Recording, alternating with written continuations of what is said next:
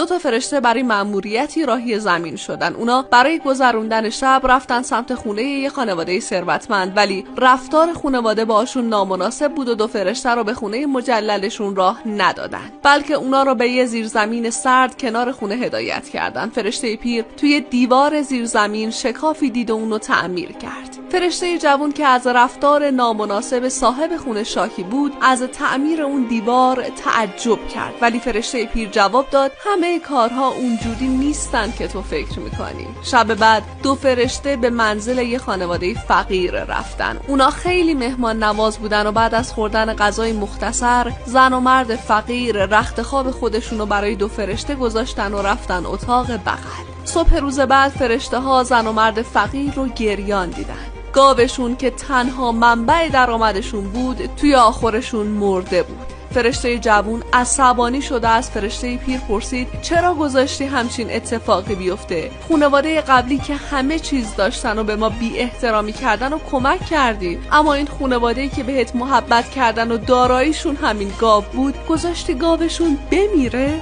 فرشته پیر جواب داد وقتی توی زیرزمین اون خانواده ثروتمند بودیم دیدم که توی شکاف دیوار کیسه طلایی وجود داره. از اونجایی که اونا خیلی حریص و بددل بودن شکاف رو بستم و طلاها رو از دیدشون مخفی کردم. دیشب وقتی توی رخت خواب زن و مرد فقیر خوابیده بودیم، فرشته مرگ برای گرفتن جون زن فقیر اومد و من به جای اون جان گاو رو به فرشته مرگ دادم. همه چیز اونجوری که تو فکر میکنی نیست. به نظرم اگر اتفاقی پیرامون ما میفته همه با کلی حکمت و سرنوشت همراهن. چیزی که ما بهش میگیم اون کلمه رو توی کامنت ها برام بنویسید.